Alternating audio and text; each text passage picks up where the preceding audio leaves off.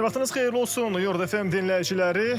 Bir neçə ay sizinlə olan ayrılıqdan sonra nəhayət ki, Yurd FM-in efirində yeni bir proqram, yeni bir layihə ilə qarşınızdayıq. Bəli, bu gündən etibarən sizinlə birlikdə Radyo Vəkil proqramında həftə içi 5 gün axşam saat 18:00-dan 19:00 kimi eşidilmək imkanımız olacaq. 90.7 FM tezliyində bizi dinləyə bilərsiniz. Əvvəlcə istərdim ki, qısaca olaraq proqramımızın mahiyyəti barəsində sizə məlumat verim. Radyo Vəkildə biz qonaqlarımız olacaq, dəvət edəcəyik vəkilləri və studiyamızda olan vəkil qonaqlarımız bizi maraqlandıran hüquqi məsələlərlə bağlı sualları cavablandıracaq. Təbii ki, bu suallar sizin tərəfinizdən ünvanlanacaq və istənilən məsələ ilə bağlı ola bilər. Burada ailə münasibətlərindən tutmuş, iqtisadi məsələlərlə bağlı olsun, vərəsəliklə bağlı olsun, nə bilim, torpaq məsələsi, ev məsələsi, mülk məsələsi, bütün səpkili sualları bizə ünvanlaya bilərsiniz. Nömrələrimizi Yurd FM dinləyiciləri bilir, bilməyənlər üçünsə bir daha xatırladaq ki, nömrələrimiz 099 6 907 907-dir. Beləliklə biz Radyo Vəkilə bu gündən, bu saatdan etibarən başladıq. Və beləliklə ilk verilişimizin ilk qonağı artıq studiyamızdadır və keçid alırıq qonağımıza. İlk qonağımız Vəkillər Kollegiyasının üzvü, eyni zamanda dostumuz, vəkil Əli Qəmbərovdur. Xoş gəlmişsiniz Əli bəy, salamlayırıq sizi. Çox sağ olun dəvətə görə, xoş gördük.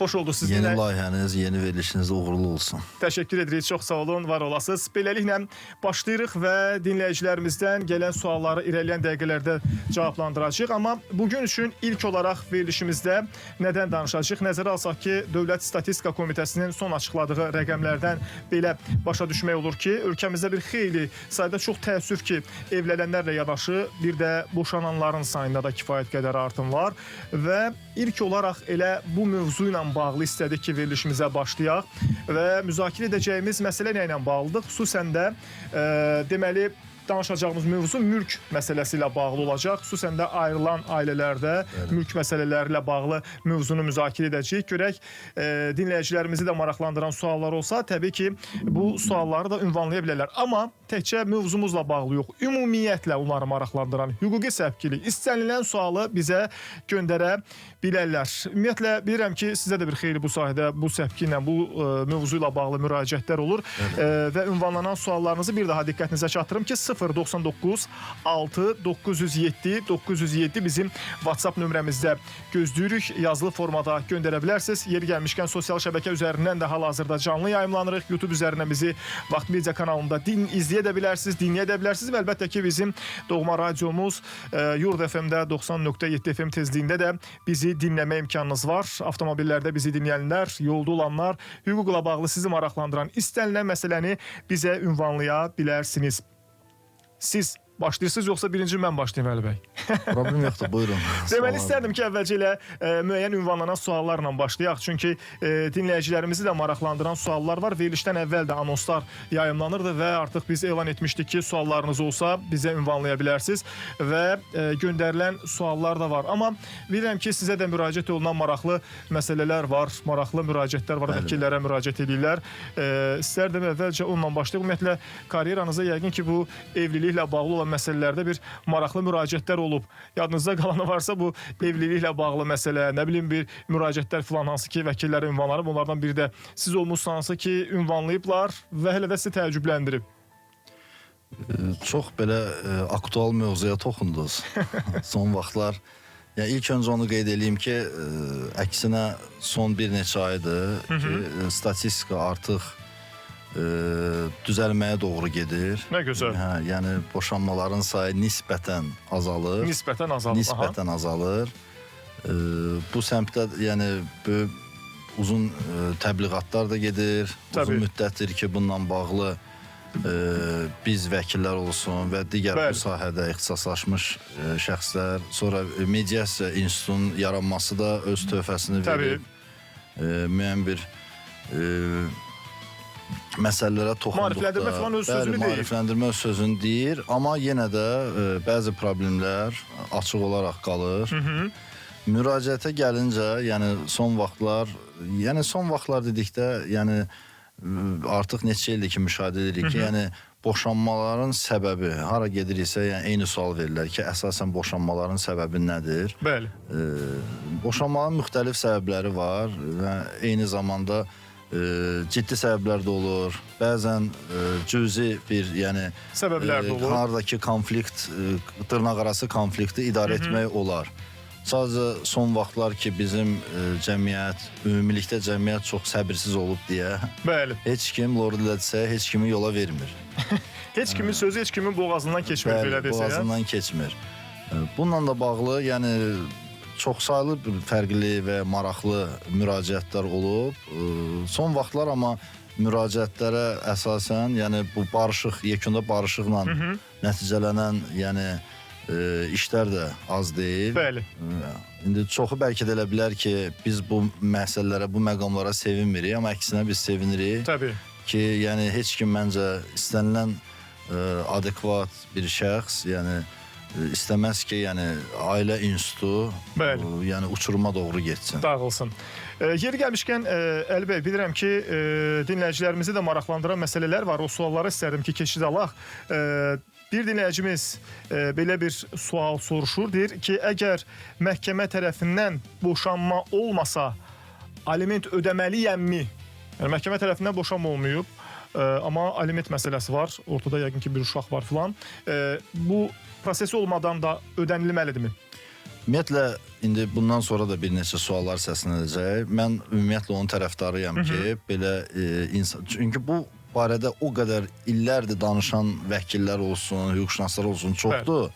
Amma əksər həmkarlarım çalışır ki, bunu bu məcəllə dilində, kitab dilində danışsın deyə. Ona görə də bu suallar hələ də təkrarlanır. Təbii. Başa düşülən dildə heç kim danışmır. Danışmaq istəmir. Biz danışaq. Biz danışaq. Belə deyim də, ümumiyyətlə aliment, yəni uşağın saxlanmasına görə ödənilir. Qanunvericilikdə də belə bir məqam nəzərdə tutulmayıb ki, yəni mütləq ki, o uşaq nigah, yəni nigahda doğulmuş uşaq olsun, eyni zamanda nigahdan kənar da ola bilər uşaq olsun. Rəsmi nigah olmadan da. Əlbəttə ki, rəsmi nigah olmadan da. Ona görə də burada artıq boşanmanın olub-olmaması, yəni öz mənasını itirir. Təbii. Yəni bu uşaq əsas odur ki, ilk öncə yəni bu atalıq müəyyən olunsun ki, yəni təsdiqlənsin ki, qarşı tərəf bu uşağın atasıdır. Bəli. Ona görə də aliment, yəni sırf uşağın saxlanmasına görə ödənilir. Amma məhkəmə olmadan necə? Fərqi yoxdur. Yəni nigahın olub-olmamasından belə asılı olmayaraq, uşağın saxlanması üçün yəni aliment indi əsasən bizdə necə xanımlar, yəni aliment tələb eləyə bilər. Düzdür, qanunvericilikdə burada qeyd olunmur ki, mütləq ancaq xanımlar. Təbii. Yəni hər iki tərəfin, yəni uşaq kimdə qalırsa, əks tərəfdən aliment tələb eləyə bilər. İndi bizdə biraz bu adət-ənənələri nəzərə alsaq, mental dəyərləri nəzərə alsaq, kişilər bir çox hallarda yəni bunu özlərinə sığışdırmır, hətta uşaq onlarda qalsa belə. Bəli.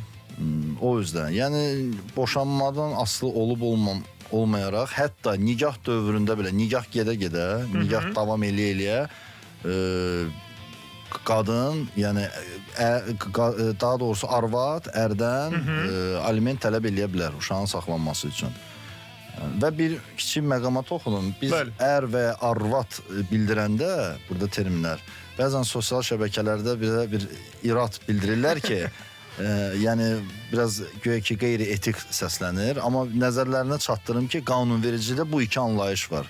Kişi və ya qadın, xanım falan yoxdur. Bəli. Var ər və hüquqi Sizə hüquqi dillə... Bəli, ailə məsələsində ər və arvad anlayışı var. Yəni onu pis, xahiş edirəm, pis səmtdən yozmasınlar. Yozmasınlar. Yeri gəlmişkən təkcə mövzumuz düzdür, boşanan ailələrdə mülkiyyət bölgüsü ilə bağlı olan məsələdir. Amma sizi də maraqlandıran hüquqla bağlı suallar ola bilər. Vərəsəliklə bağlı, nə bilim, öhdəliklə bağlı, nə bilim, ola bilər hansısa bir dostunuza zamin durmusunuz, bankdan kredit götürüb, misal üçün hansısa bir öhdəlik yaranıb. Ünvanlaya bilərsiniz bizə suallarınızı. Nömrələrimiz bəllidir. 099 6 907 bizim WhatsApp nömrəmizdir. Bu qısa başladığımız müddət ərzində artıq ilk reklam blokuna gəldik, çatdıq. Daha sonra qaydacağıq, ünvanlanan suallarımızı səsləndirəcəyik və əlbəttə ki, göndərilən sualları da burada dinləyicilərimizin suallarını birlikdə eşitmiş olacaq. Hüquqi məsələlər həyatımızın hər anında qarşımıza çıxır. Radyo Vəkil sizə hüquqi məsləhət və dəstək verəcək. ailə münasibətlərindən vərəsəliyə, etibarnamədən öhdəliyə, zəmanətdən məsuliyyətə, bütün hüquqi suallara Radio Vəkildə cavab tapacaqsınız. Həftə içi 5 gün, axşam saat 6-dan 7-yədək. Radio Vəkil, Xəyal Orucoğlu'nun təqdimatında. Radio Vəkil, Yurd FM-də davam edir. Bəli, qayıtdıq gəldik və Radio Vəkili davam etdiririk. Qeyd edim ki, bizim bu proqramımızda qonaqlarımız dəvət olunur, qonaqlarımız vəkillər olur və ilk proqramımızdır. Proqramımızın mahiyyəti ondan ibarətdir ki, sizi maraqlandıran hüquqi suallar burada cavablandırılır və istənilən səpkili sual ünvanlaya bilərsiniz. Düzdür, bugünkü mövzumuz boşanan ailələrdə əmlak və mülkiyyət bölgüsündən danışırıq. Bu səpkili də sual verə bilərsiniz, amma sizə maraqlı olan hüquqi məsələlərlə bağlı istənilən sualı bizə 099 6 907 907 WhatsApp nömrəsinə göndərə bilərsiniz. Bir daha nömrələrimizi xatırladıram. Bilənlər bilir. Yurd FM nömrəsini bilməyənlərsə bir daha xatırlamış olsun onlar üçün də 099-la qarşısında bir dənə 6 var. Digərləri isə bizim radio dalğamızın tezliyidir. Yəni 90.7 FM dalğasını 2 dəfə təkrarlayırıq sanki. 907 907. Yəni 099 6 907 907 bizim WhatsApp nömrəmizdir. Bax, bu nömrələrə öz fikirlərinizi, öz suallarınızı yaza bilərsiniz. Bugünkü vəkil qonağımız Əli Qəmbərovdur və sizinlə mən aparıcı Xəyal Orucoğlu'dur həm söhbət. Beləliklə, görək dinləyicilərimizdən maraqlı bir sual ünvanlanıb. 3344 belə bir sual ünvanlayıb. Deməli, Əli bəy soruşur ki, deməli, xanım boşanmağa iddia qaldırıb. İlkin iddiasında deyir, uşaqların öz yanında qalmasını iddiada qaldırıb, aliment tələbi irəli sürüb, boşanma olmasa da hələ ki ata aliment ödəyir. Amma ikinci məhkəmədə deyir, ana iddiasını dəyişib və uşaqlar deyir, ata ilə qalmalı olub. Onsuz da deyir, uşaqlar ilə ata ilə qalırdı. Amma məsələ deyir, burasındadır ki, məhkəmə deyir, boşanma deyir, tam yekunlaşmayıb. Qərardan deyir, 3 ay vaxt keçib, amma deyir, ana deyir, aliment tələbini davam etdirir. Qərardan deyir, 3 ay keçib, 3 ayda deyir, ata aliment ödəyir. Baxmayaraq ki, deyir, uşaqlar ata ilə qalır elə. Tam boşanma qərarı verilənə qədər aliment verməni necə ləğv edə bilər ata? Dinləyicimiz soruşub bunu. Bunu necə cavablandırmaq olar? Çox nadir hallarda rast gəlinən bir məsələdir əslində. Bəli. Səsim gəlir. Bəli, bəli. Yəni, böyük ehtimal xanım iddia ərizəsi verdikdən sonra müvəqqəti təminat tədbiri ilə bağlı da yəni ərizə ilə müraciət edib ki, yəni boşanma yekunlaşmamış aliment tələbi irəli sürüb. Bu baxımdan da məhkəmə müvafiq bir qərardat qəbul edib. Bəli. Və bunun əsasında da yoldaşı aliment ödəyicisidir. Əgər xanım iddiada hər hansı bir dəyişiklik eləyibsə, yəni bunu hər halda məhkəmə də görür. Yəni iddianın orada dəyişdirilməsi ilə bağlı ərizə ilə müraciət edib. Qarşı tərəf bununla bağlı özü müəyyən bir, indi ola bilər ki, qarşı tərəf heç məhkəmələrdə iştirak eləməyib, məlumatı olmayıb, ola bilsin. Çünki orada qeyd elədiniz ki, 3 ayda aliment ödəyir. Bəli. Bu necə xəbərsizdir ki, yəni 3 ay öncə xanım iddianı dəyişib. Məhkəmə iş yekunlaşmırsa, məhkəməyə bir elektron ərizə ilə müraciət eləsin ki, və bunu qeyd eləsin, əsaslandırsın ki, bundan öncə ödədiyi 3 aylıq alimentə aid məhkəmə münasibət bildirsin. Çünki əgər iddia dəyişdirilibsə, xanım orada tələb kimi yox, yəni ola bilsin ki, qarşı tərəf qarşılıqlı ərizə verib və uşaqların onda qalmasını məhkəmədən xahiş eləyib və xanım da etiraz eləməyib. O baxımdan ola bilər dəyişib, amma yenə də belə məsələlərdə biraz sənədlərə baxmaq daha faydalı olardı. Bəli. Yəni, çünki orada bir məqamlar var. Yəni ki, bu özü dəyişib və yaxud da ki, qarşı tərəflə hər hansısa bir razılaşma olub, onun əsasında qarşı tərəfdə bir ərizə verib. Yəni, biraz ona baxmaq lazımdır. Orada məqamlar var. Məqamlar var. Sizin üçün də maraqlı məqamlar varsa, maraqlandıran suallar varsa, sizi də hüquqi səpkili 099 6 907 907 nömrəsində, WhatsApp nömrəsində gözləyirik suallarınızı. Radio Vəkil proqramının ilk buraxılışını sizə təqdim edirik. Proqramımız həftəçi 5 gün saat 6-dan 7-yə axşam saatlarında səslənir, efirdədir.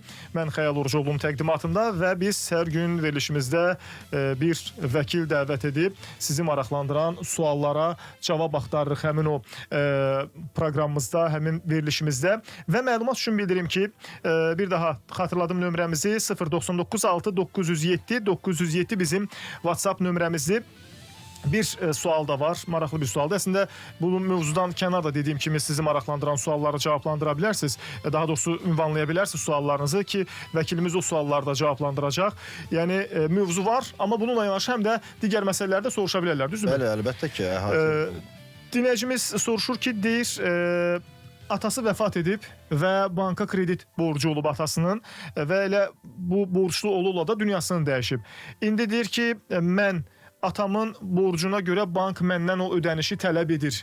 Mənim isə deyir, bəlli bir məvacibim var. Hansı halda bank ondan məni buna məcbur edə bilər? Yəni, hansı hallarda bu mümkündür? Bu da çox geniş yayılmış bir problemlərdən deyək və ya bu mübahisələrdən biridir. Bununla da bağlı xeyli müraciətlər olur bizə. Burada bir məqamı qeyd edeyim ki, əgər rəhmətli atasından Bəli. Həmin o sualı ünvanlayan şəxsə, yəni hər hansısa bir vərəsəli üzrə əmlak qalıbsa və o əmlak öz adına rəsmiləşdiribsə, onda bank həmin məbləği, yəni əmlaka yönəldə bilər borcu. Avtomatik, yəni bununla bağlı da bank məhkəməyə müraciət eləməlidir. Əgər vərəsəli üzrə hər hansısa bir əmlak, yəni həmin şəxsin oğul deyək də, yəni hər halda yəqin ki, oğlun adına keçibsə, daha doğrusu keçməyibsə vərəsəli üzrə, o halda bank heç bir borc məbləğini həmin oğlundan, yəni atadan qalar, oğuldan bəli, tələb eləyə bilməz. Ancaq yəni vərəsəlik... Gələk vərəsəli ilə rəhmətə getmiş valideyndən hər hansısa bir əmlak keçsin onun adına ki, həmin borc həmin əmlaka yönəldir. Aha, həmin əmlaka yönəldirir və daha sonra ondan... Bəli, orada artıq hesablanır, yəni borc məbləği falan.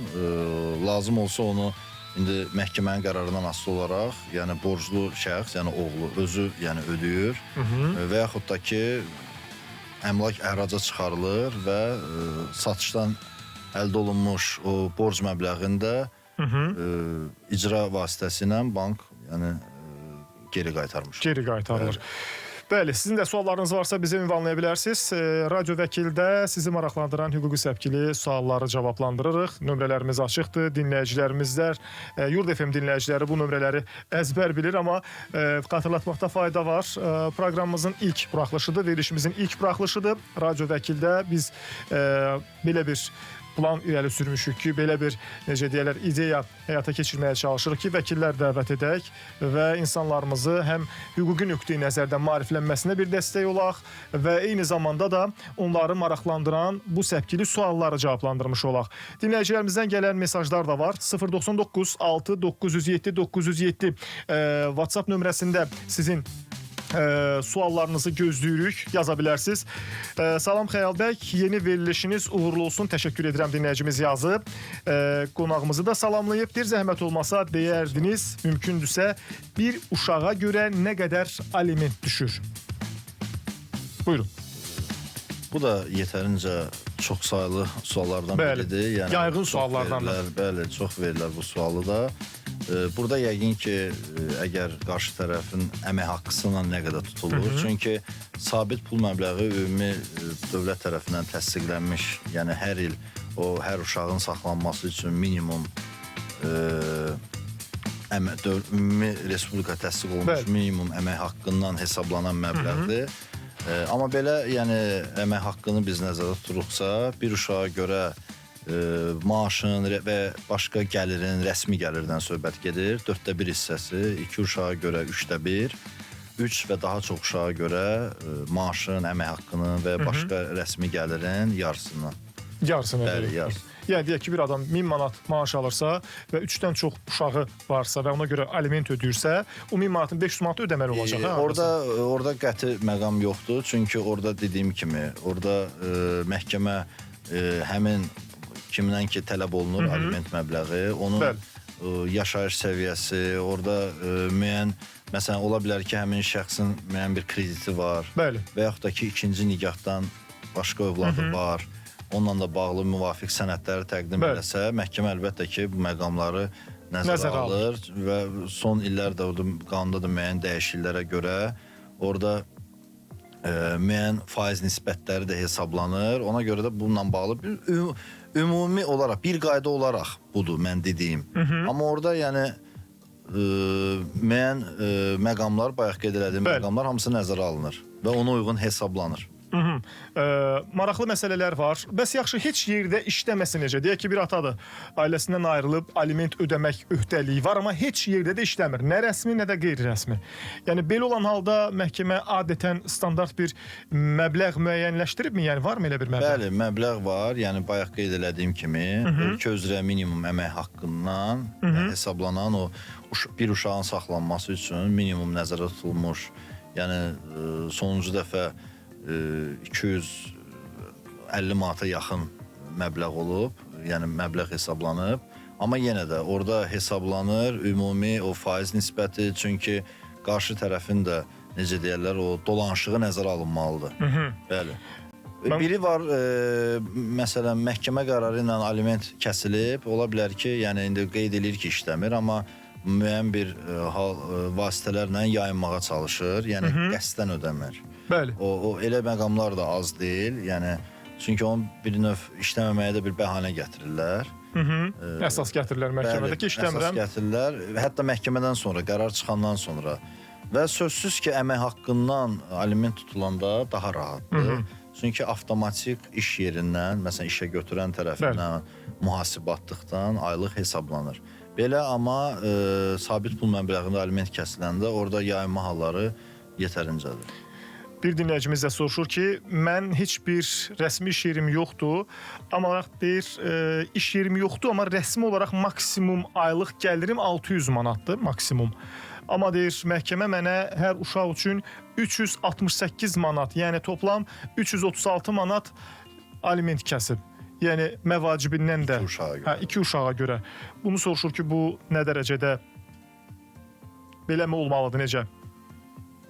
Yenə də qeyd edirəm, indi orada böyük ehtimal sabit pul məbləğində aliment kəsilib. Çünki bayaq qeyd etdiyiniz kimi bu sual verən şəxs rəsmi heç bir yerdə işləmir. Rəsmi heç bir yerdə işləmir. Hər hansısa bir, məsələn, etirazı var idisə bununla bağlı, işləməməyə dair, işsizlik barədə bir müəyyən bir arayış və yaxud da ki, bayaq qeyd elədiyim kimi öz xərclər barədə kredit varsa və yaxud da ki, digər yeni bir nikahdan övladı varsa, yəni müəyyən bir əsaslar gətirməlidir. Ancaq qeyd eləmək ki, mən işləmirəm, yəni bu əsas deyil. Əgər hər hansı bir əsas gətirirsənsə, onun sübutu da getirməlisən. Aydındır. Digər suallarımız da var. Çalışacağım bütün sualları cavablandırım. Baxmayaraq ki, iki proqramlı dinləyicilərimiz bir digər məsələlərlə bağlı da var, amma təbii ki, məsələn, indi səsləndirəcəyim sual dələduzluqla bağlı olan bir sualdır. Dinləyicimiz yazır ki, məhkəmə işini udmuşam, iş icradadır. Qarşı tərəfdir, icranın çağırışlarına məhəl qoymur və beləcədir iş uzanır. Nə edə bilərəm? Məsələ dələduzluqla bağlıdır. Bunu 5537 yazdı bizə. Sual biraz, ya sual verən şəxs yetərincə məlumatlı deyil, ya məlumatlı deyil. Çünki burada dələduzluq ola bilməz. O qeyd edir ki, məhkəmə və sonradan da icra. Bu qeyd elədiyi sual bu mülki işlə bağlıdır. Dələduzluq cinayətdir. Yəni cinayət əməlidir. Dələduzluqda, yəni bu ola bilər. Bəlkə aldadılma məsələsidir. Ola bilər, aldadılma, ola bilər ki, borcu tərəfdir. Bunların arasında yəni borc müqaviləsi mi deyək və yaxud da ki, hər hansısa bir borc münasibətləri olub, onunla bağlı məhkəməyə müraciət eləyib və qazanıb və sadəcə olaraq icra olunmur. Burada dələduzluqdan söhbət getmir. İndi ola bilər bizdə biraz elədir ki, cəmiyyət arasında insanlar hər şeyə bir dələduzluq deyir. Yəni dələduzluq başqa bir şeydir. O, yəni Cinayət Məcəlləsinin 178-ci maddəsi, yəni hər hansı bir şəxsin etibarından sui-istifadə və ya aldatma yolu ilə. Amma burada borc münasibətləridirsə, Bəli. burada hər hansı bir aldatmadan söhbət getmir. Hər hansısa bir vəd adı altında pul məbləği alınmır. Burada yəni böyük ehtimal hər hansısa bir aralarında müqavilə var və yaxud da ki, qəbz var. Ola bilsin, hər halda WhatsApp yazışması da ola bilər, sübut Bəli. kimi birbaşa bilavasitə öz aralarındadırsa, biri digərindən borc alıb və öhdəliyi yerinə yetirməyib, müəyyən bir müddətə kimi ödəməli olub, ödəyə bilməyib, o da verib məhkəməyə və qazanıb, icra olunmur. Burada məsələ artıq niyə icra olunmur sualı verilməlidir. Bəli. Gedib müvafiq icra şöbəsinə müraciət eləməlidir. Əgər orada da hər hansı bir yayma varsa, icra məmurunun hərəkətsizliyindən məhkəməyə, ombudsmana, insan hüquqları üzrə müvəkkilə və yaxud da ki, Ədliyyə Nazirliyinə şikayət ərizəsi ilə müraciət eləyə bilər. Elə dinləyicimiz başqa bir bu səpkili bir sual ünvanlayıb. Deyir ki, deməli, müharibə veteranının adına deyir, bankdan deyir, pul götürülüb 15.000 manat. Pul deyir, dələduzluq yoluna mənimsənilib və 4 ildir deyir, həmin bax bu davam edən cinayət işi hal-hazırda da deyir, gedir, yəqin ki, məhkəmə prosesi İstintaq nəzərdə tutur. gedir, Hə, ola bilsin ki, istintaqı nəzərdə tutur. 4 il deyir, gecikmələ davam edən deyir, bu halda pulu deyir, bank tərəfindən veteran adına olduğuna görə bank silə bilərmi? Yəni belə bir istisna var mı? Misal üçün ki, tutaq ki, bank bu məsələyə görə Veteran və yaxud da ki, aldığı o xüsusi bir biraz imtiyaza görə fərdi, xüsusi imtiyaz sözsüz ki, bu sosial həssas kateqoriya Bəli. şəxslərə orada indi rəsmi, çünki bir çox hallarda bəzən müraciət edirlər veterana, amma baxırsan ki, rəsmi müvafiq dövlət qurumu tərəfindən verilmiş vəsiqə deyil. Bəli. Yəni hər hansı bir ictimai birlik tutaq ki, həqiqətən də odur. Yox, onunla bağlı birincisi rəsmi qaydada banka müraciət eləməlidirlər. Yəni bu 4 il niyə gözləyirlər? Çünki açığı bilmirəm niyə 4 il. 4 il bu iş belə İş niyə icrada nisbətən gedir? sadə işdir. Bu niyə 4 il istintaq da gedə bilməz? Biz bilmirik indi hansı mərhələdir. Bəli. Orada məsələn istintaq orqanının müraciəti əsasında dayandırıla da bilərdi. Çünki artıq Bəli. məlum olub ki, buna qarşı dələduzluq olunub ki, Bəli. bu iş aparılır. Onda niyə bundan bank pul tələb eləsin? Maraqlı O da var. məsələdir. Hə, yəni biraz orada nüanslar çoxdur. Ona görə də orada biraz Konkret cavablandırmaq biraz çətindir. Biraz çətindir, bəli. Orada hansı əsaslarla, yəni bu 4 il davam edir bu iş, bəlkə icraat dayandırılıb.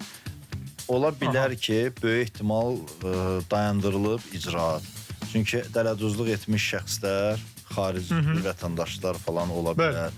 Çünki son vaxtlar yəqin ki, siz də bilirsiniz, bu müəyyən bir dələduzlar, kiber dələduzluq çox geniş yayılıb, xarici ölkələrdən, yəni zənglər olunur, WhatsApp-la yazışmalar olur və müəyyən bir linklər göndərilir. Ora daxil olduqdan sonra dələduzluğa məruz qalmış şəxslərin bank kart hesablarına da müdaxilə eləyə bilirlər. Mən belə ehtimal edirəm ki, onunla bağlı bir məsələdir. Ola bilər ki, belə uzun çəkir, onun tapılması, müəyyənləşdirilməsi falan. Yəni, burada niyə belə əsas dinləyicimiz digər bir maraqlı sual göndərib. 0843 soruşur ki, deməlidir, ümumi həyət evində notarius yolu ilə 48 kvadrat metr olan ev alınıb 1971-ci ildə və indi də sökülmə anında necə sənəd əldə etmək olar ki, həyət əgər bir nəfərin adınadırsa, lakindir bütün kommunal xidmətlər alanın adınadır. Belə qəliz bir sual oldu, belə başa düşdüm ki. Sual, hə, deyir ki, yəni istəyi nədən ibarətdir? Ümumi həyət evində notarius yolu ilə 48 kvadrat ev alınıb 1971-ci ildə notarius yolu. Yəqin ki, etibarnamə. Alqı-satqı var da, yəqin ki, alıbsa. İndi deyir, sökülmə anında sənəd necə əldə etmək olar ki, həyətdə bir nəfərin adınadır. Bir nəfərin adına yəqin ki, rəsmiləşdirilib, belə başa düşdüm ki. Sonra deyir, lakin deyir, bütün kommunal xidmətlər alanın adınadır. Asan xidmətə müraciət ediblər. Deyir, özəlləşdirmə sənədi olmalıdır. Yəqin özəlləşməyib. Ola bilər ki, bəlkə etibarnamə ilə verib. Belə bir proses varmı? Yəqin ki, bunlar çıxarış almaq istəyib. Çıxarışla bağlı... İndi deyir, evin yiyəsi razılıq vermir, üzr istəyirəm. Deyir, sabah söküləndə necə olacaq? Yəni, indi evin yiyəsi yəqin adına keçirməyə müəyyən bir icazə vermir. İndiki halda razılaşmır. Bu alqı-satqını kim eləyib? Birinci sual odur. Yəni, alqı-satqı eləyibsə, alqı-satqı müqaviləsi, yəni mövcudluğu fərqi yoxdur. Bəli. Yəni, bu daşınmaz əmlak haqqında qanunun 8-ci maddəsinə qeyd olunub ki, yəni alqı-satqı müqaviləsi də yəni mülkiyyət hüququnu təsdiq edən sənəd, yəni çıxarışın alınması üçün bir əsasdır. Bəli. Yəni bunlar müraciət eləyiblərmi? Eləyiblərsə imtina alıblar. İmtina Böyük alıblarsa hansı əsasdan imtina alıblar? Əgər dedikləri kimi alqı-satqı əsasında əmlak əldə olunub da 71-ci ildə. Yəni bu notariusdan əldə olunubsa siz demiş, yəni necə onda əldə olunub, nə formada əldə olunub? Yəni biraz o da qaranlıq qalır. Ola bilər biraz köhnə sənəd olub, yəni yenilənməyib. Ola bilər həmin kim ki alqı-satqını eləyib rəhmətə gedib. Yəni sənədlər yenilənməyib, amma rəhmətə getsə belə, bəli, onun adına olubsa vərəsəliyi üzrə keçməli idi. Və yaxud da ki bunlar ikinci əl, üçüncü əl alıblar. Biraz belə sual biraz qeyri-müəyyəndir deyə. Əslində belə sualdan sual çıxır, bu nüansı soruşum sizə. Məsələn, avtomobil alanda deyək ki, siz avtomobili adınıza keçirtmədən də etibarnamə ilə, baş etibarnamə ilə idarə edə bilirsiniz, düzdürmü? Yaxşı, bəs evdə də belə bir proses varmı? Belə bir prosedur var mı? Məsələn, siz evi adınıza keçirtmədən bir etibarnamə ilə o evi deyək ki, bəlli bir müddətdə istifadə etmək, qalmaq hüququ. Mən ümumiyyətlə buradan fürsətdən istifadə edib bir məsələyə toxunmaq istəyirəm. Yəni belə müəyyən bir növ çağırış eləmək istəyirəm. Ümumiyyətlə bununla bağlı çoxdur belə müraciət edənlər. Ola bilər indi hardasa ucuz başa gəlir deyə. Ola bilər ki, yəni hardasa bizim vətəndaşlara sərfəli olur deyə bir çox hallarda müraciət edirlər ki, bəs bələdiyyə ilə torpaq almaq məsələsi və yaxud da ki, çıxarışsız ev və yaxud da ki, elə avtomobil olsun. Ola bilər həmin avtomobil hansısa bir ailə və əmlak mübahisəsinin bir predmeti ola bilər. Bəli. Sonradan avtomobilin üzərinə həbs qoyula bilər. Yəni sözsüz ki, bu da vicdanlı alıcıdır. Amma istənilən halda bu Lord ilə deyib baş ağrıdır. Ona görə də məsləhətdir ki, ev aldınız, torpaq aldınız, maşın aldınız, avtomobil aldınız. Çalışın elə yerində də öz adınıza da rəsmiləşdirin. Etibarnamə ilə falan, yəni bunlarla məsləhətdir. Çox da etibar etməyin, hə? Etibar etməyin, bəli, etibar etməyin. Dəfələrlə olub. İndi mən burada sırf o mövzu üzərində söhbətimizi qurub vaxt almaq istəmirəm ki, digər suallara da vaxt qalsın. Amma yəni təcrübə onu göstərir ki, hətta bizdə bir iş olub ki, bir ev, bir mənzil 2 nəfərə satılıb. Bəli. Bir nəfər ikinci alıcı, birincidən xəbərsiz olub. Bir müddət bəzi MTK-ların belə, yəni o dələduzluq metodları olub. Bir ev 5 nəfərə, 3 nəfərə satılıb. Birinci alıcı, yəni evi alıb, qıfılı bağlayıb çıxıb gedib xaricə. Arxan iki mənzilim vardı, yəni. Buna da heç bir, yəni gedib hər hansısa bir çıxarış da almayıb. Sadəcə alqı-satqı müqaviləsi var. Bir müddət sonra həmin mənzil, yəni ikinci digər şəxslərə satılıb.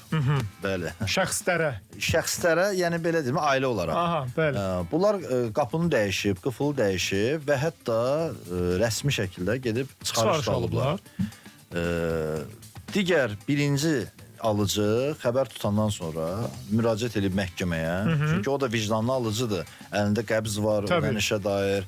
Yəni hər halda bir alqı-satqı müqaviləsi var. İndi buradan sual yaranır. Axı ikincinin də çıxarışı var.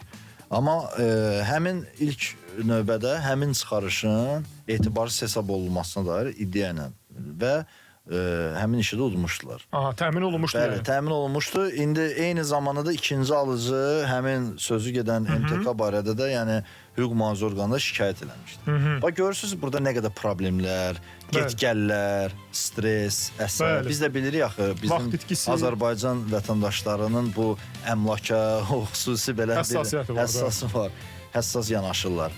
Ona görə də məsləhətdir ki, birinci növbədə hər zaman deyirəm, vəkilə işdən keçəndən sonra və yaxud da ki, problem yaranandan sonra yox. Mənzil alanda belə bütün normal, sivil, inkişaf etmiş dövlətlərdə hüquqşünasa vəkilə müraciət edirlər ki, ən azı həmin, məsələn, MTK barədə bir məlumatlar əldə eləmək üçün, həmin mənzildə çıxarış verilirmi ümumiyyətlə, orada bununla bağlı, bundan öncə hər hansı bir hüquq pozmalar olubmu, ən azı bir alqı-satqı müqaviləsinə bir nəzər hüquqi ekspertiza keçirə bilər. Şifahi qaydada da olsa bir hüquqi rəy verə bilər. Təəssüf ki, bizdə hələ də o mədəniyyət tam olaraq formalaşmayıb. Vəkilə müraciət. Gedirlər, yəni 100 minə, 200 minə mənzil alırlar, amma onun bir 10% olsun belə ödəmək istəmir ki, sonra artıq işdən keçəndən sonra, problem yaranandan sonra məhkəmələr, hüquq mühafizə orqanları get-gələ düşəndən sonra artıq yadlardan düşür ki, hüquqşünasa müraciət etmək lazımdır. Qaydacıq. Hüquqşünasla müraciət etmək istəyənlər, daha dəqiq desək, vəkil qonağımız var. 099 6 907 907 nömrəsində sizin suallarınızı gözləyirik. Yazın gəlsin. Hər anında qarşımıza çıxır. Radyo Vəkil sizə hüquqi məsləhət və dəstək verəcək. Ailə münasibətlərindən vərəsəliyə, etibarnamədən öhdəliyə, zəmanətdən məsuliyyətə, bütün hüquqi suallara Radyo Vəkildə cavab tapacaqsınız. Həftə içi 5 gün, axşam saat 6-dan 7-yədək. Radyo Vəkil, Xəyal Orucoğlu'nun təqdimatında. Bəli, Radio Vəkil qaldığı yerdən davam edir. Saatımızın ilk verilişimizi necə başladıq, necə gəlib sona çatdıq. İnanırsınız belə, yəqin ki, dinləyicilərimiz əgər bizi sona qədər dinlədilərsə, onlar da darıxmadılar, hə? Əlbət. Suallarınız varsa yaza bilərsiniz. 099 6 907 907 nömrəsində suallarınızı gözləyirik. Hüquqi məsələlərlə bağlı. Artıq bunu yadda saxlamaq lazımdır ki, həftə içi 5 gün, axşam saat 6-dan 7-yə kimi Yurd FM-də Radio Vəkil proqramı başlayır və burada vəkillər bizim qonağımız olur. Hər gün fərqli mövzuları burada müzakirə edəcəyik və əlbəttə ki, sizi maraqlandıran məsələləri də, sualları da cavablandıracağıq. Bunun üçün sadəcə olaraq WhatsApp-a yazmaq lazımdır suallarınızı. Burada səsləndirək. Zəng qoşmaq imkanımız çox məhduddur, çünki bildiyiniz kimi, əlbəttə, bu zəng çox vaxt alır. Dinləyicilərimiz danışmaq falan və digər suallara vaxt ayırmaq biraz imkanımız olmur. Ona görə də gərək üzürlü sayasız. Kimin sualları varsa 099 6 907 907 WhatsApp nömrəsinə yazın, göndərin. Biz də burada səsləndirək, vəkilimizdən həmin sualın cavabını alaq. Deyir ki, necə etmək olar ki, bu elimizin gül kimi adəti vardı, qız qaçırtmaq, onu cinayət işi olmasın, sonra problem yaranmasın. Bunu belə bir, bilirsiniz ki, artıq bu cinayət məcəlləsinə bir adam oğurluğu kimi qəbul olunur, düzdürmü? Bu çoxdan qəbul olunur əslində. Bizim nəyəsə görə hələ də bu adət ənənələrdə kütlə onu qəbul eləmək istəmir və risk edərək, yəni hələ də bu adət-ənənə üzrə gedir. Niyə mən qeyd elədim ki, risk edərək? Çünki bir çox hallarda, onları da, vətəndaşlar da qınamıram, bizdə müəyyən bir ekspertlər, falan, hüquqşünaslar qeyd eləyir ki, əgər, məsələn, qaçırılan, indi qız qaçırılır, hər halda hələ ki, oğlan qaçırılmır. Əgər qaçırılan qız özü şikayətçi deyilsə, yəni onu qaçıran şəxs heç bir məsuliyyəti, heç bir cinayət məsuliyyətinə cəlb oluna bilməz. Şikayətçi deyilsə. Bəli, hətta valideynlər belə şikayətçi olsa, xeyr. Amma burada bir incə bir məqam var ki, mən təcrübə əsasən onu qeyd edirəm. Yəni, buradan da o necə deyərlər, o adət-ənənələr üzrə getmək istəyən cavan oğlanlara səslənirəm. Burada bir məsələ var ki, sonradan qaçırılandan sonra qız, ona sonradan valideynlər tərəfindən, bizlər bilirsiniz də necədir, qohum, qonşu təzyiqlər olur. Və artıq avtomatik qız da olur şikayətçi. Aha, fikir dəyişir. Bax, problem ondan sonra başlayır ki, bundan sonra da həmin qızı qaçıran şəxs cinayət məsuliyyətinə cəlb oluna bilər. Çünki adam oğurluğu, ümumiyyətlə çalışın bu kimi adət-ənənələrdən artıq uzaq durmağa məsləhət görürəm. Çünki bu ancaq əleyhinizə işləyə bilər. Çünki yetərincə də ağır bir cinayətdir. Yəni, cinayət məcəlləsinin 144-cü maddəsində sərf eləmirəmsə, orada yalnız hətta sanksiyasında 5 ildən 12 ilə qədər azaddan məhrum etmə cəzası ilə cəzalandırılır. Yəni, alternativ digər cəza növü belə yoxdur. Və bir çox hallarda da orada qabaqcadan əlbir olmuş bir qrup şəxs şəklində. Çünki nəyə görə? Biz bilirik ki, adət-ənənələrə görə bir oğlan bir qızı qaçırmaq istəyəndə gedir hər hansı bir yaxın dostundan da xahiş edir. O da onu bir maşınla və yaxud da ki, nəyinəsə müşahidə eləsin, köməklik göstərsin. Avtomatik burada iştirakçılıq prinsipi yaranır, məsələsi yaranır və hər ikisi də lordilədirsə işə düşürlər. Ona görə də məsləhətdir ki, artıq 2025-ci ildir, normal, sivil qaydada, yəni əgər bir xanımla ailə qurmaq istəyirsə, gedin onun qapısını döyün, valideynlərinin razılığını mı deyək, icazəsini mi deyək, alın Yəni bu qız qaçırma falan bu kimi işlərdən uzaq durmağı məsləhət görürəm. Təşəkkür edirik, çox sağ olun, minnətdarıq. Radio Vəkildə bugün ilk buraxılışımız idi və ümid edirəm ki, son olmayacaq.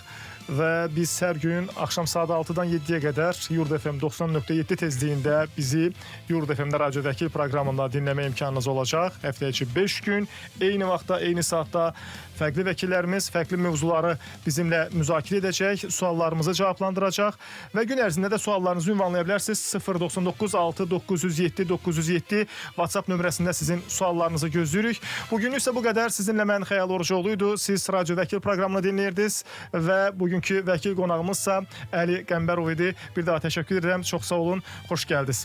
Çox sağ olun dəvətə görə. Bir məqam da qeyd edeyim. Elə fürsətdən istifadə edib bugün bildiyiniz kimi həkimlərin beynəlxalq bayramıdır, yəni peşə bayramlarıdır. Bütün vicdanlı və həqiqi həkimləri, çünki bugünkü gün baxırıq ki, sosial şəbəkələrdə falan, yəni dırnaqarası bəzi psixoloqlar olsun, kosmetoloqlar olsun, hər kəs özünün yəni adı qarşısında bir doktor əlavə edərək, yəni özünü həkim hesab eləyir. Xeyr, elə deyil. Yəni ali təhsilli, yəni həqiqi həkimləri, vicdanlı həkimləri ürəkdən təbrik edirəm. Çox sağ olun, təşəkkür edirik. Biz isə yekunlaşdırırıq.